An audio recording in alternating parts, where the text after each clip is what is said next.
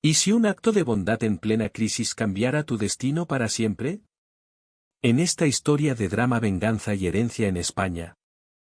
Lucía Herrera. Una joven de 29 años que sobrevive con turnos de noche en un supermercado de Vallecas mientras lucha por aprobar contabilidad. Entrega su último almuerzo a un anciano desconocido en una estación de autobuses helada. 3 semanas después llega una citación judicial que lo cambia todo: es la heredera legítima del fideicomiso millonario de su abuelo, el magnate Rafael Calderón. Los parientes que la llamaban parásita ahora tiemblan de puro terror. Esta historia de drama familiar, traición, karma y justicia española te enganchará con giros emocionales, realismo madrileño y una venganza que se sirve fría. No revela el final, pero te deja queriendo más. Perfecta para amantes de historias de herencia inesperada y superación.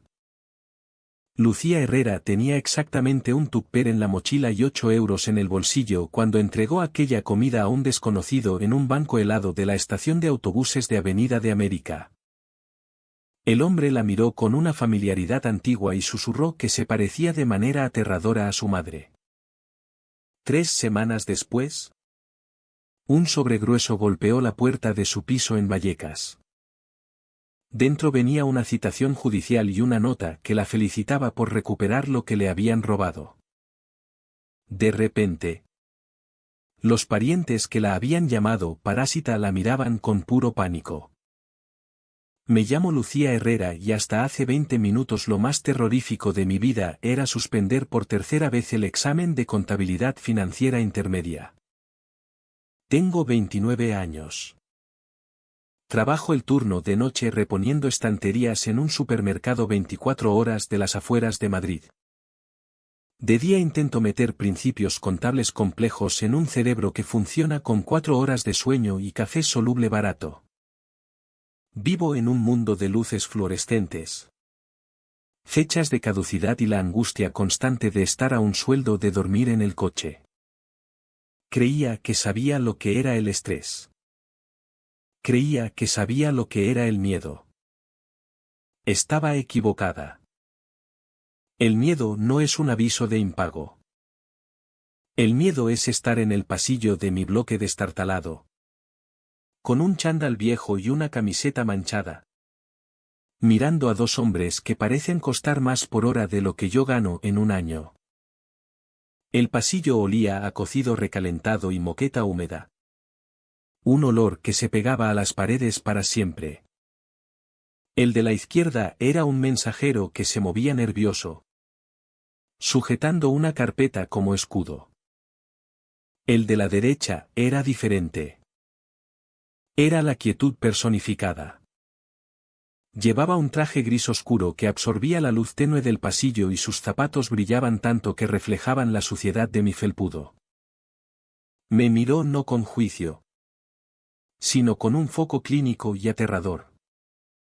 ¿Lucía Herrera?, preguntó el del traje. Su voz era grave. Un barítono que se oía por encima de los ladridos del perro del vecino. Sí, contesté. Y mi mano se aferró al marco de la puerta. Mi primer pensamiento fue para Gonzalo, mi padrastro. Tenía la costumbre de acumular deudas y ponerme como contacto secundario. Si era una agencia de cobros, habían mejorado mucho su vestuario. Mire. Si es por la factura de la luz ya llamé y el pago se ingresa el viernes. El hombre ni parpadeó. No vengo por la luz. Señorita Herrera. Me llamo Andrés Vega. Represento al bufete Vega y Cruz. Asintió al mensajero. El joven me tendió un sobre grueso. Era papel crema pesado. De esos que parecen tela entre los dedos. Tenía un sello de lacre rojo roto pero todavía intimidante. Ha sido notificada formalmente respecto a la ejecución del fideicomiso de la familia Calderón, dijo Vega. El aire abandonó mis pulmones. Calderón. Hacía 5 años que no oía ese apellido en voz alta. No desde que mi madre murió en el hospital público del pueblo donde crecí. Bajo el techo de Gonzalo Balboa y su nueva mujer Mónica. El apellido Calderón era tratado como una maldición. Era el apellido que mi madre llevaba antes de casarse con mi padre. Y luego con Gonzalo. Era el nombre de la familia que supuestamente la había repudiado, la dinastía rica y sin corazón que la dejó morir en un hospital público mientras ellos se sentaban sobre una montaña de dinero antiguo en Madrid. Nos estaba prohibido pronunciarlo. Gonzalo decía que traía mala suerte.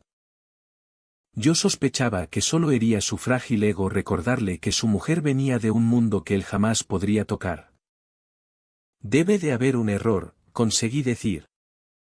Con la voz temblando. Yo no tengo nada que ver con los Calderón. Mi madre fue desheredada. No hay fideicomiso. Vega me observó. Inexpresivo. No hay error. El otorgante principal ha activado el protocolo de testamento en vida. Usted figura como beneficiaria presunta. Hizo una pausa y consultó un reloj plateado fino en su muñeca. Debe asistir a la lectura y reunión introductoria en nuestras oficinas del centro. La hora está fijada para las 2 de esta tarde. ¿Las 2? Me reí. Un sonido agudo y histérico. Tengo turno esta noche. Tengo que estudiar. No puedo simplemente. Señorita Herrera, interrumpió Vega. Bajando la voz una octava. Dura como el granito. Lea la citación. Si falta a esta reunión, su reclamación se pierde.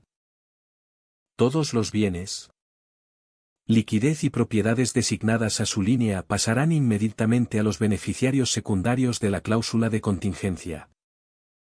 Se inclinó ligeramente, invadiendo mi espacio personal lo justo para que mi corazón golpeara contra las costillas. Y a juzgar por las llamadas frenéticas que ha recibido mi despacho esta mañana de un tal Gonzalo Balboa y una tal Mónica Balboa. Le sugiero que no deje que eso ocurra. La mención de ellos fue como un jarro de agua helada. Gonzalo y Mónica lo sabían. Habían llamado al bufete. Miré el documento. El sello rojo de arriba no decía vencido. Decía, citación urgente a beneficiaria. Y debajo. Firmado con letra temblorosa pero imperiosa. Estaba el nombre del otorgante, Rafael Calderón. Mi abuelo. El hombre que nunca había conocido. El monstruo de los cuentos antes de dormir de Gonzalo. El pasillo giraba. Me apoyé contra la puerta. El papel pesado se arrugaba en mi puño. ¿Cómo estaba pasando esto? ¿Por qué ahora? ¿Por qué a mí? ¿La chica que cuenta monedas en la gasolinera para ver si le llega para un litro de leche? Vega pareció notar mi desorientación. No retrocedió. Pero su postura se suavizó un poco. Hace 3 semanas, dijo. Cambiando de tema tan bruscamente que parpadeé. Usted estaba en la estación de autobuses. ¿Lo recuerda? La pregunta me sacó del pasillo y me lanzó al pasado. Hace 3 semanas era martes. De esos martes que te hacen cuestionar todas las decisiones que te llevaron hasta ese momento. Volvía de una entrevista de trabajo fallida en la siguiente provincia por un puesto de contable junior para el que estaba perfectamente cualificada. Pero no conseguí porque mi ropa parecía de segunda mano y el coche se había averiado, obligándome a tomar el autobús. La estación de Avenida de América era un purgatorio de hormigón y humo de diésel. La calefacción estaba rota y el aire dentro era más frío que fuera. Estaba sentada en un banco metálico que parecía diseñado para romper la espalda. Tiritando en mi abrigo fino. Abrazando la mochila contra el pecho. Tenía exactamente 8 euros en la cartera. Mi cuenta estaba en números rojos por 12. No había comido desde el desayuno del día anterior. En la mochila llevaba un tupper. Dentro estaba mi comida y mi cena, sobras de la sección de delicatessen del supermercado donde trabajaba. Rebajadas porque caducaban pronto. Pasta con una salsa de crema dudosa. No era gran cosa. Pero mi estómago rugía tanto que parecía un festín. Acababa de abrir la tapa. El olor a ajo frío y queso subía. Cuando sentí unos ojos sobre mí. Miré a la derecha. 2 bancos más allá había un anciano. No parecía del público habitual de la estación. No murmuraba solo ni pedía tabaco. Llevaba un abrigo de lana gruesa que parecía viejo pero bien hecho. Una gorra plana calada. Pero temblaba. Sus manos, apoyadas en las rodillas, temblaban con violencia que agitaba la tela de los pantalones. Los labios eran de un azul pálido. Miraba la máquina expendedora del otro lado del pasillo. La máquina brillaba prometiendo chocolatinas y refrescos. Pero la luz roja de averiada parpadeaba rítmicamente. Miró la máquina. Luego sus manos. Luego a mí. Señorita, su voz era un raspado. Seco como hojas muertas. ¿No tendría por casualidad un poco de agua? No pidió dinero. No contó una historia triste. Solo pidió agua con una dignidad que me rompió el corazón. Miré mi botella. Estaba medio llena. Luego lo miré otra vez. El temblor no era solo de frío. Había visto suficientes bajadas de azúcar en el supermercado para reconocer los síntomas. Se estaba yendo. Tengo agua, dije. Le tendí la botella. La tomó con manos temblorosas. Luchando por desenroscar el tapón. Me incliné. Se lo abrí y lo vi beber. Se lo acabó en 3 tragos. No era suficiente. Lo sabía. Miré mi pasta. Mi estómago rugió fuerte. Traicionero. Tenía tanta hambre que me dolía. Aquella comida era mi combustible para el doble turno del día siguiente. Si la daba, no comería hasta el jueves por la mañana. Miré al anciano. Había bajado la botella y se limpiaba la boca con un pañuelo. Parecía exhausto. Frágil. Como si un viento fuerte lo fuera a romper. No pensé. Si lo hubiera pensado, habría guardado la comida. Actué por el instinto que siempre me había metido en problemas. Tome, dije, deslizando el tupper por el asiento vacío entre nosotros. Está fría. Pero tiene carbohidratos. Usted parece necesitarla más que yo. El anciano se quedó congelado. Miró el tupper barato. Luego mi cara. Sus ojos eran de un gris penetrante. Lo único afilado en él. ¿Tiene hambre? Observó. No era pregunta. Estoy bien, mentí. Desayuné fuerte.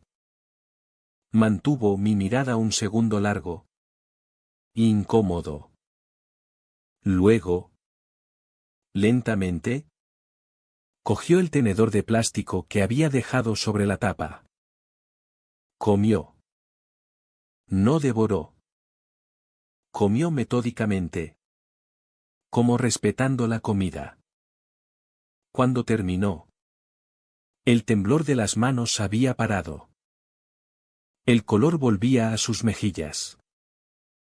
Dejó el tupper vacío y se volvió completamente hacia mí. Tiene la costumbre de renunciar a su parte, dijo suavemente. Tiene la mirada de alguien que se disculpa por ocupar espacio. Fruncí el ceño. A la defensiva. Solo soy educada. No, corrigió. Es sacrificada. Es exactamente como una mujer que conocí una vez. Una mujer a la que hice daño muy profundo porque era demasiado orgulloso para ver su valor. No supe qué decir. Me encogí de hombros, sintiendo el frío metiéndose en los huesos. Bueno. No se preocupe. Me alegro de que se sienta mejor. Metió la mano en el bolsillo. Pensé que iba a darme 1 euro o 2 y me preparé para rechazar.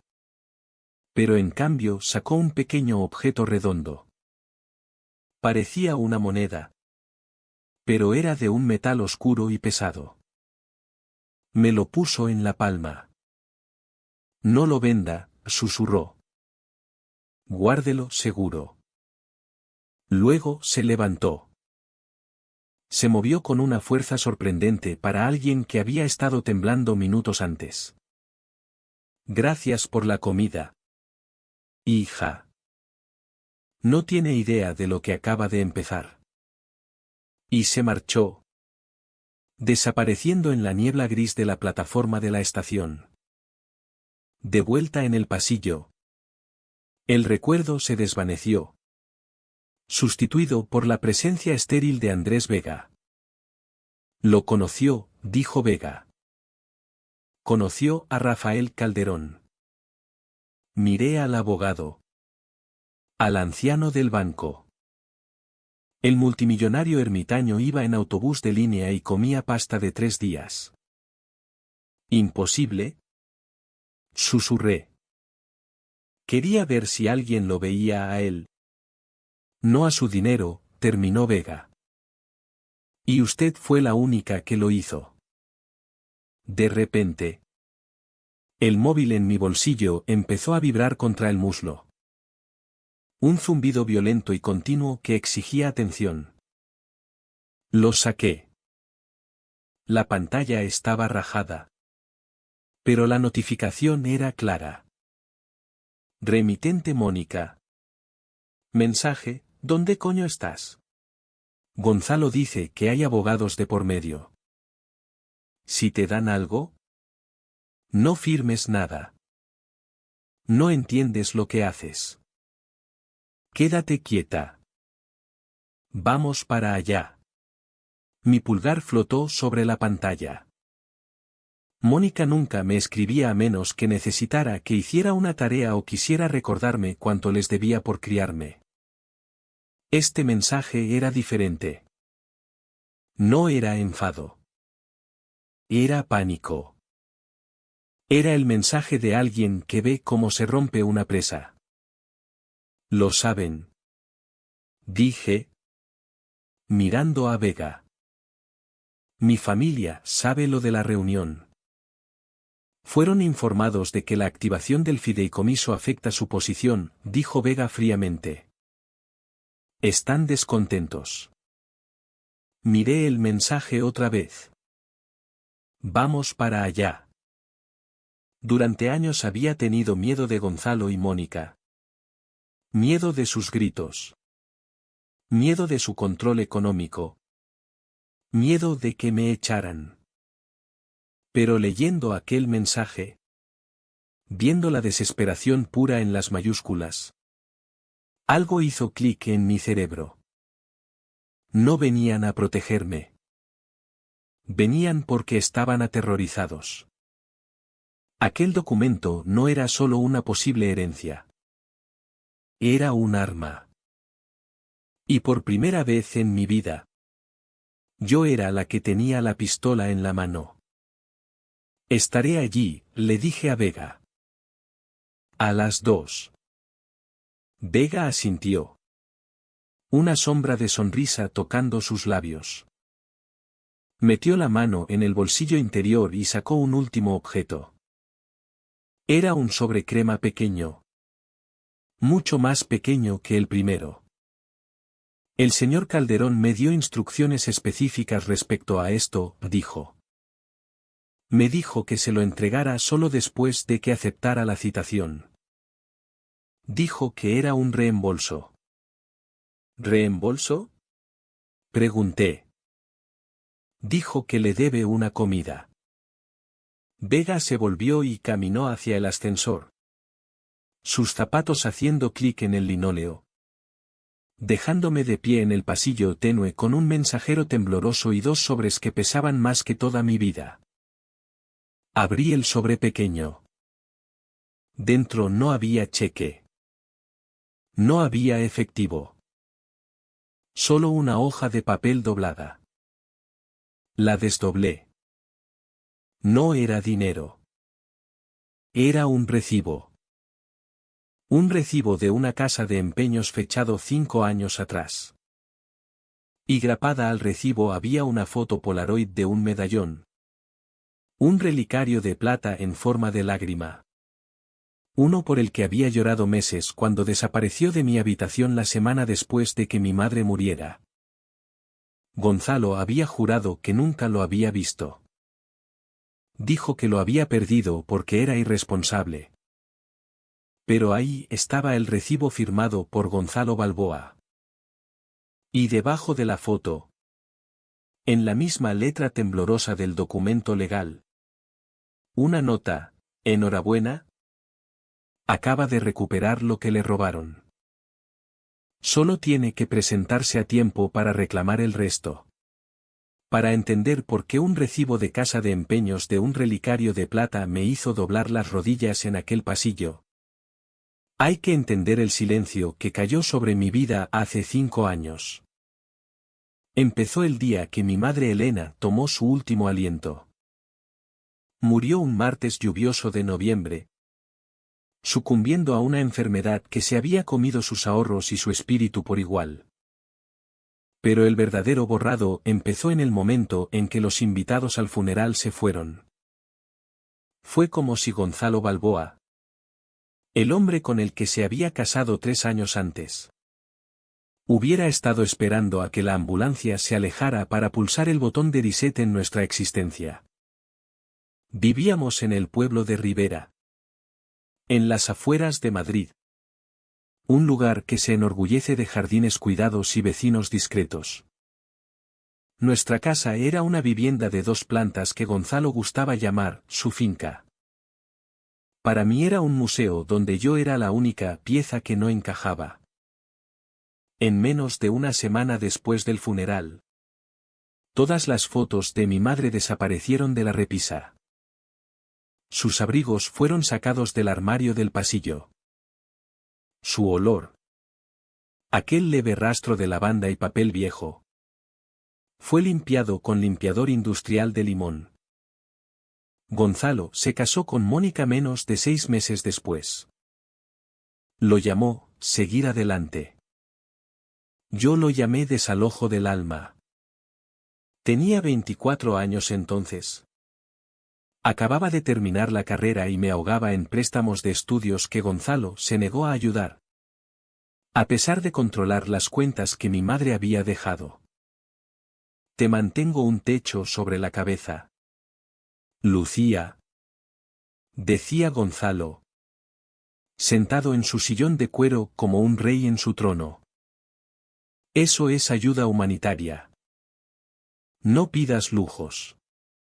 Los lujos en el diccionario de Gonzalo incluían cosas como calefacción en invierno, internet para mis estudios y comida que no estuviera cerca de caducar. Desarrolló un sistema. Le encantaban los sistemas. Lo llamaba el libro de contribuciones. Cada cosa que consumía era contabilizada. Ducha de más de 5 minutos, 50 céntimos. Uso de la lavadora, 2 euros por carga. Trayecto a la estación de tren, servicio facturable calculado a tarifa federal de kilometraje más comisión de comodidad. No era una hijastra. Era una inquilina con mal crédito. Tienes que aprender el valor de 1 euro, intervenía Mónica. Mónica era una mujer que parecía hecha de porcelana y alambre, dura, afilada y fría. Se había mudado a la casa y había reclamado inmediatamente el dormitorio principal, redecorándolo en tonos beige que parecían arena. Gonzalo es demasiado generoso contigo. La mayoría de hombres habrían echado a una hijastra adulta a la calle. Pero no me echaron. Ese era el truco. Me necesitaban allí. Era la criada incorporada, la jardinera y el chivo expiatorio de cada objeto perdido o mota de polvo. El centro de mi tormento era el despacho. Era una habitación en la planta baja con puertas de roble pesado siempre cerradas con llave. Allí guardaba Gonzalo los papeles importantes. Sabía con certeza visceral que los asuntos personales de mi madre, sus diarios, sus cartas, sus joyas y cualquier documento legal que hubiera poseído estaban en aquella habitación. Era un cementerio con cerradura de código. Una tarde, aproximadamente un año después de que Mónica se mudara, Gonzalo me llamó a la cocina. Tenía un documento extendido sobre la encimera de granito. Esto es solo una formalidad, dijo Gonzalo, destapando un bolígrafo. No me miró. Estaba ocupado sirviéndose una copa de vino tinto caro. ¿Cómo vives aquí como dependiente adulta? Necesitamos reestructurar la responsabilidad.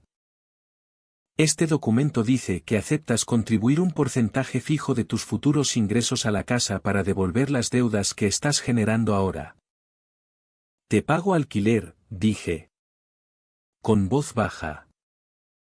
Trabajaba 2 empleos de camarera por entonces. Te pago 600 euros al mes por una habitación sin ventilación de calor. Y eso apenas cubre los impuestos de la propiedad, saltó Mónica desde el salón. Firma. Lucía, dijo Gonzalo, bajando la voz a ese tono peligrosamente razonable que significaba que perdía la paciencia. Además simplifica las cosas. Me da poder notarial para manejar cualquier asunto pendiente con la herencia de tu madre. Así no te cargas con el rollo legal. ¿Quieres centrarte en tus clases de contabilidad? ¿Verdad? Estaba cansada. Estaba de duelo. Y estaba aterrorizada de quedarme en la calle. Cogí el bolígrafo. El lenguaje legal era denso. Párrafos sobre renuncia de derechos y consolidación de activos que mi cerebro cansado no podía procesar. Confié en que, a pesar de todo, no me robaría descaradamente. Era mi padrastro. Había sujetado la mano de mi madre cuando murió.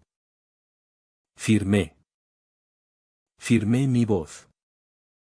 La verdadera naturaleza de mi posición en la casa de los Balboa se hizo cristalina durante las cenas de sociedad. A Gonzalo le encantaba recibir.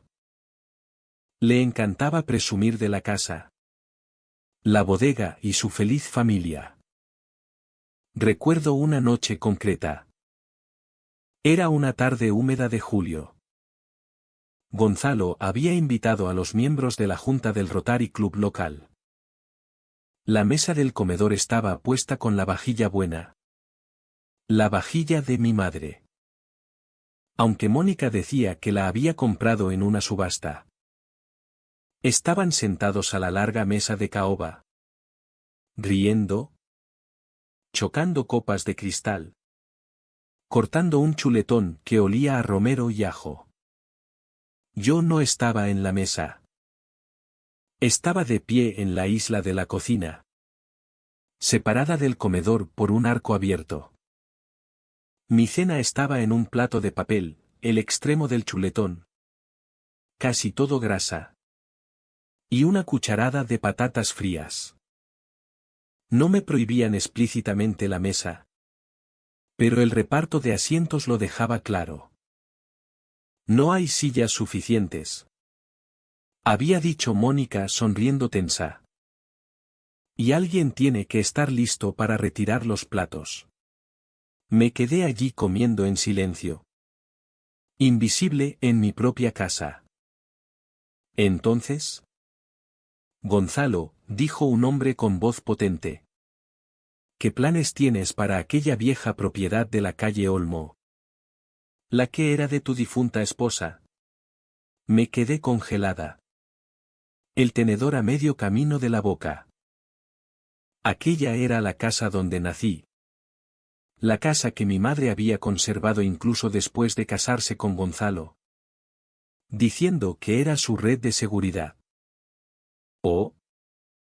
La estamos liquidando», dijo Gonzalo con suavidad. «Es un lastre de recursos. Vamos a reinvertir el capital en algo más vanguardista». Mónica tiene una visión maravillosa para un alquiler vacacional en la costa. ¿No es complicado con el ProUBA?, preguntó el invitado. En absoluto, rió Gonzalo. Lo hemos simplificado todo. Acuerdo familiar. Lo dijo tan casualmente. Estaba vendiendo la casa de mi infancia para comprar una casa en la playa a la mujer que había borrado a mi madre. Y lo estaba haciendo usando el documento que yo había firmado. Levanté la vista y atrapé la mirada de la única persona en la habitación que parecía notar que estaba viva, Daniel Balboa. Daniel era el hijo de Gonzalo de su primer matrimonio. ¿Tenía 26 años? Guapo de forma descuidada. Con pelo oscuro que siempre le caía sobre los ojos. No era como Gonzalo. No parecía disfrutar del poder. Pero tampoco era valiente. Era un superviviente del acoso de Gonzalo. Igual que yo. Pero su estrategia de supervivencia era el cumplimiento y el silencio. Daniel me miró de pie en la isla con mi plato de papel. Miró a su padre. Luego a mí. Su expresión era una mezcla de lástima y culpa. Sabía que aquello estaba mal. Sabía que me estaban arrancando la carne de los huesos. Pero no dijo una palabra. Solo bajó la vista y dio un sorbo a su cerveza. No era malo. Pero en aquella casa, su silencio era un arma. El punto de ruptura no llegó con la venta de la casa. Llegó con el periódico. Estaba limpiando el salón, recogiendo el diario local que Gonzalo había dejado en el suelo.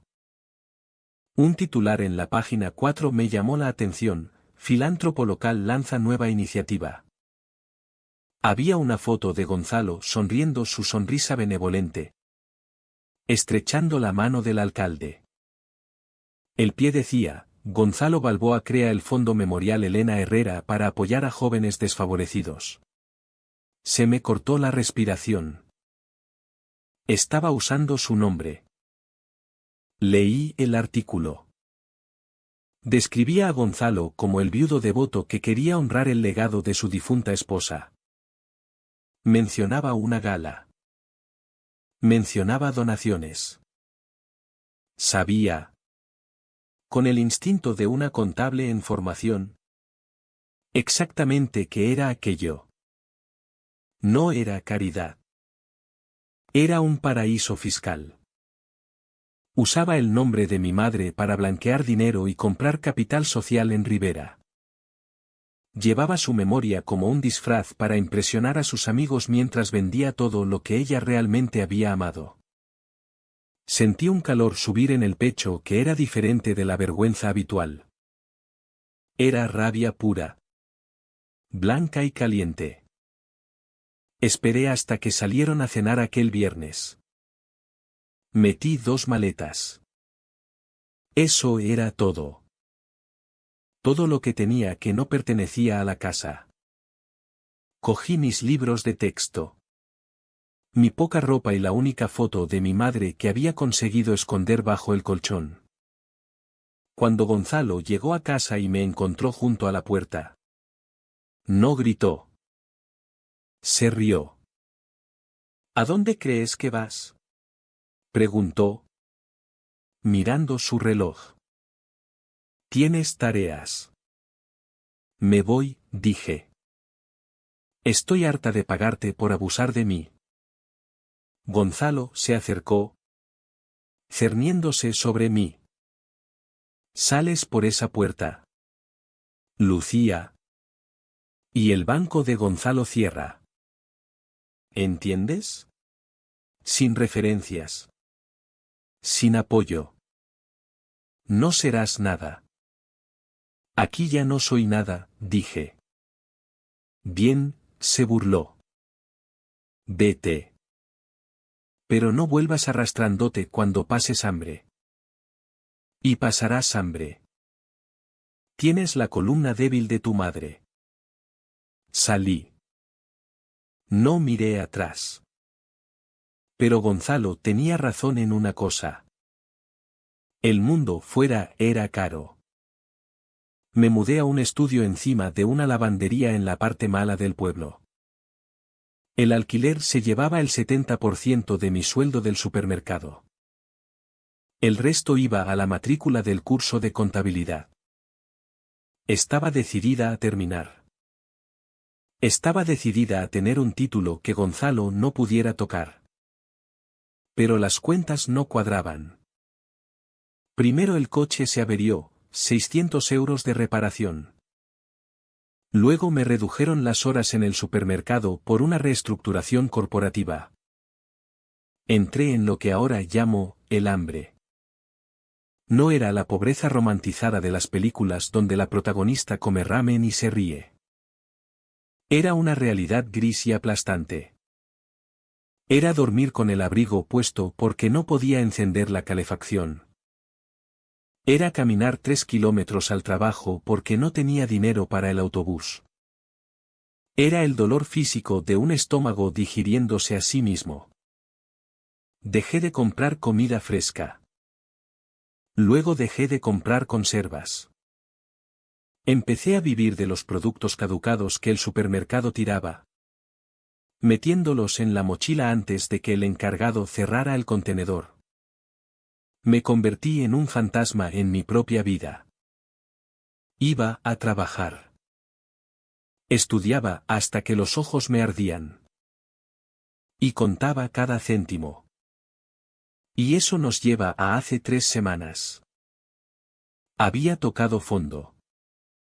Había pagado la matrícula, dejando la cuenta exactamente a 0. Tenía una entrevista para un puesto mejor. ¿De contable? ¿Qué me habría salvado? Gasté mis últimos 8 euros en un billete de autobús para ir. No conseguí el trabajo. La entrevistadora miró mis puños deshilachados y mis ojos cansados y decidió que no era material corporativo. Me senté en aquel banco de la estación. Derrotada. Tenía 29 años. Era lista. Era trabajadora. Y me moría de hambre. Tenía aquel único tupper de pasta. Era mi salvavidas. Era lo único que me separaba de desmayarme. Y entonces vi al anciano. Parecía como yo me sentía, vaciado por el frío. Cuando pidió agua, vi mi propia desesperación reflejada en sus ojos. Gonzalo me había enseñado que el mundo era un juego de suma cero.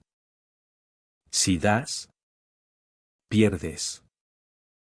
Mónica me había enseñado que la bondad era una debilidad que se explotaba.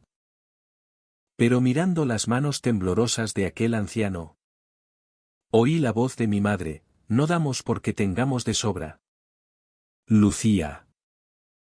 Damos porque sabemos lo que es no tener nada. Así que le di la comida. No sabía entonces que la pasta era una llave. No sabía que el anciano era una cerradura. Solo sabía que yo tenía hambre. Pero él temblaba y no podía ser como Gonzalo Balboa. Tenía que ser la hija de Elena Herrera. Caminé a casa aquella noche bajo la lluvia helada, el estómago retorciéndose, sintiéndome una tonta. Pero de pie en mi pasillo ahora, sosteniendo el recibo del relicario que Gonzalo había jurado perdido, me di cuenta de algo. El hambre no me había matado. Me había preparado.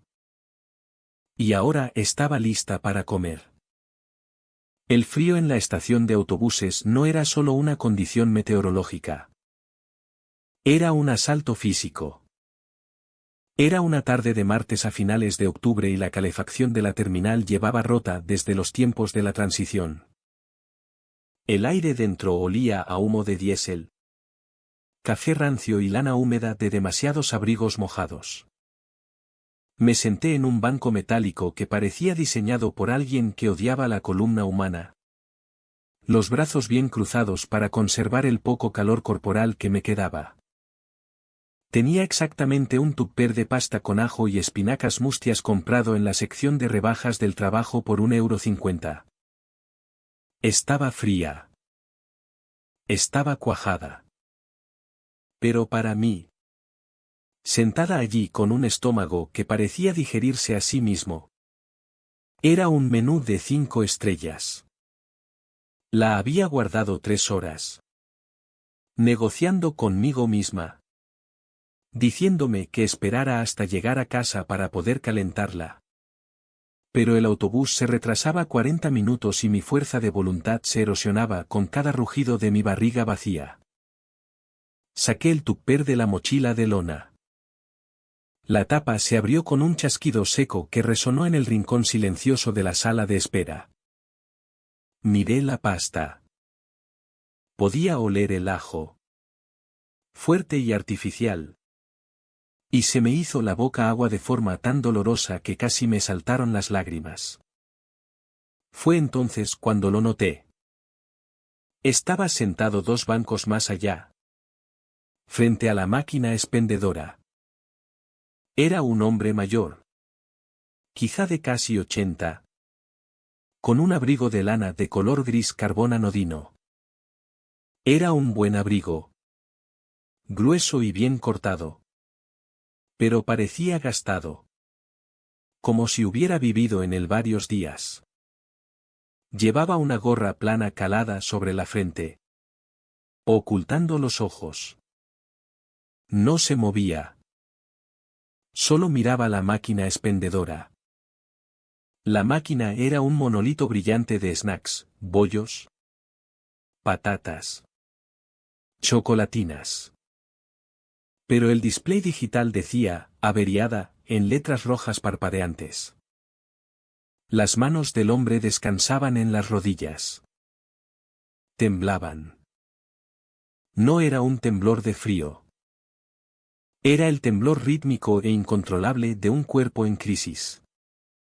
Vi sus dedos agitarse contra la tela oscura de los pantalones. Trabajaba en un supermercado. Había visto gente de todas las clases. Conocía la mirada de un adicto necesitando un chute. Conocía la mirada de un borracho bajando. Esto no era ninguna de las dos. Era médico. Volvió la cabeza lentamente y me miró. Su cara estaba pálida. La piel como papel y translúcida. Los labios de un violeta aterrador. Señorita, su voz era un susurro. Seco como polvo. No tenía el tono de un mendigo. Tenía una dignidad extraña y cortada. Como de un hombre que odia pedir indicaciones incluso cuando está perdido. ¿No tendría, por casualidad, un poco de agua? Tengo la garganta bastante seca. No pidió dinero. No pidió la comida. Solo quería agua. Miré la botella de agua en el bolsillo lateral de la mochila. Estaba medio llena. Era agua del grifo del lavabo de la entrevista que acababa de suspender. Sí, dije. Tengo agua. Me levanté y di unos pasos hacia él. De cerca parecía aún peor. Tenía una capa de sudor frío en la frente a pesar de la temperatura glacial. Destapé la botella y se la tendí.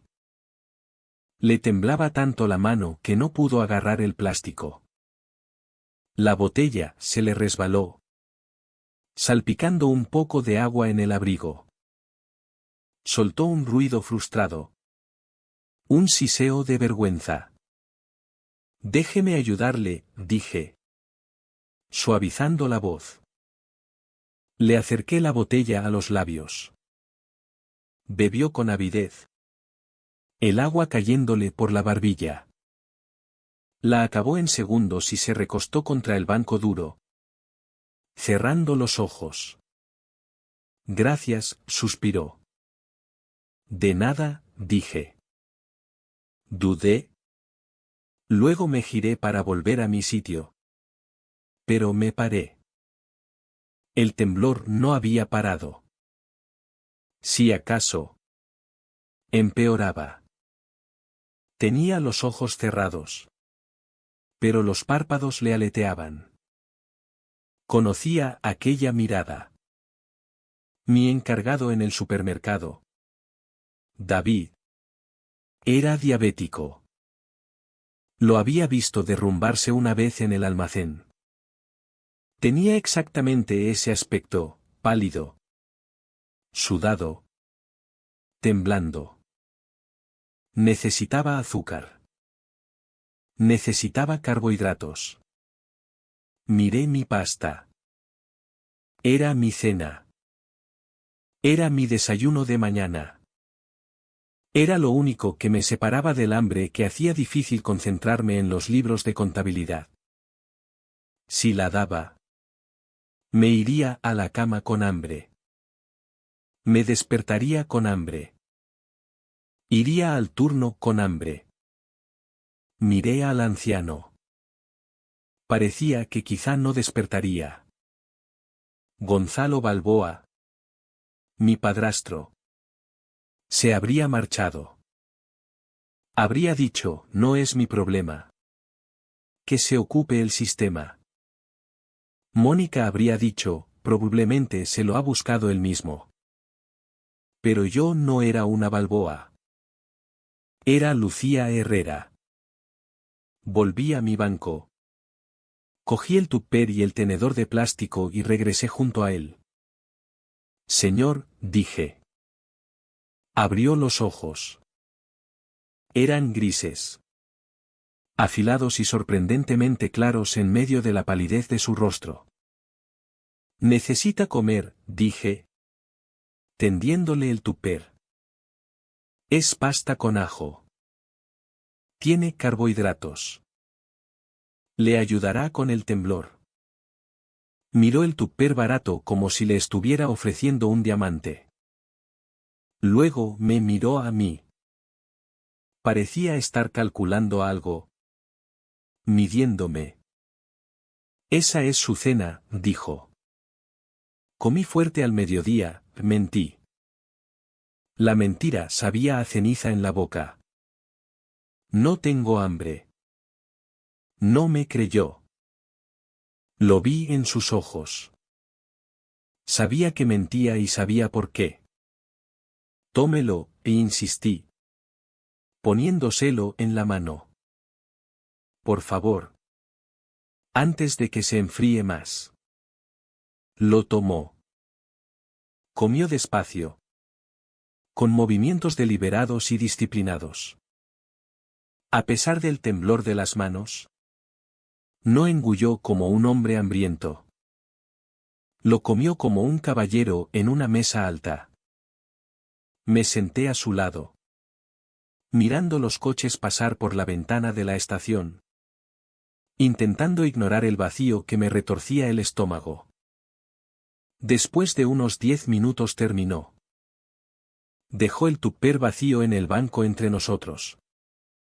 El color había vuelto a sus mejillas. El temblor violento se había reducido a un leve temblor. Esa ha sido, dijo, aclarando la garganta, la mejor comida que he tenido en mucho tiempo. Me reí. Un sonido seco. Es pasta de delicatessen de un día. Pero me alegro de que haya ayudado. Se volvió completamente hacia mí. La intensidad de su mirada era inquietante. No me miraba como a una extraña en un banco de estación. Me miraba como si estuviera leyendo un expediente. Tiene la costumbre de renunciar a su porción, dijo en voz baja. Se queda ahí con hambre y le da su comida a un viejo inútil. Estaba temblando, dije, encogiéndome de hombros. Solo es comida. No es solo comida, me corrigió. Su voz se endureció ligeramente. Es supervivencia. Y usted la entregó. Metió la mano en el bolsillo profundo del abrigo de lana. Me recuerda a alguien. A alguien que conocía hace mucho tiempo. Tenía esa misma bondad tonta y temeraria. Le habría dado a usted el abrigo de su espalda y se habría disculpado porque no estaba más caliente. Me tensé. Suena como una señora agradable. Lo era, dijo. El arrepentimiento en su voz era tan pesado que se sentía físico. Y la castigué por ello. Pensaba que la bondad era debilidad. Pensaba que necesitaba endurecerse. Así que dejé que el mundo la rompiera, pensando que volvería a mí cuando hubiera aprendido la lección. Bajó la mirada a sus manos. Nunca volvió. No supe qué decir. Aquello era demasiado pesado para una conversación de estación de autobuses. Me moví incómoda. Bueno, dije, levantándome. Mi autobús llega en 5 minutos. Espera, dijo. Extendió la mano. En la palma tenía el pequeño objeto redondo de metal oscuro. Me lo puso en la mano y cerró mis dedos sobre él. Guárdelo, susurró. Es lo único que queda de ella. Luego se levantó y se marchó. De vuelta en el pasillo de mi bloque, Vega terminó de contarme lo que ya sabía en el fondo. Usted le dio de comer a su abuelo. Y él decidió que merecía todo lo que le habían quitado. El resto del día fue un torbellino. Llegué al bufete a las 2 en punto. La sala de reuniones era de madera oscura y cristal. El tipo de lugar donde la gente firma documentos que cambian vidas. Allí estaba él. Don Rafael Calderón. Ya no era el anciano tembloroso del banco. Llevaba un traje impecable, apoyado en un bastón de ébano. Pero sus ojos grises eran los mismos que me habían mirado en la estación. Me miró y sonrió. Una sonrisa pequeña y triste. Lucía, dijo simplemente. Me quedé de pie, sin saber si abrazarlo o salir corriendo. Él resolvió el dilema acercándose y abrazándome con fuerza. Como si llevara 30 años esperando hacerlo. Siento no haber estado antes, susurró contra mi pelo. Siento haber dejado que te robaran la vida. La reunión fue larga. ¿Documentos? ADN. Testigos. Pero al final todo se redujo a una cosa: yo era la única nieta viva. Mi madre Elena había sido desheredada por negarse a un matrimonio concertado. Rafael se había arrepentido toda la vida. Cuando enfermó y supo que le quedaba poco tiempo, decidió buscarla. Encontró su muerte. Y luego me encontró a mí.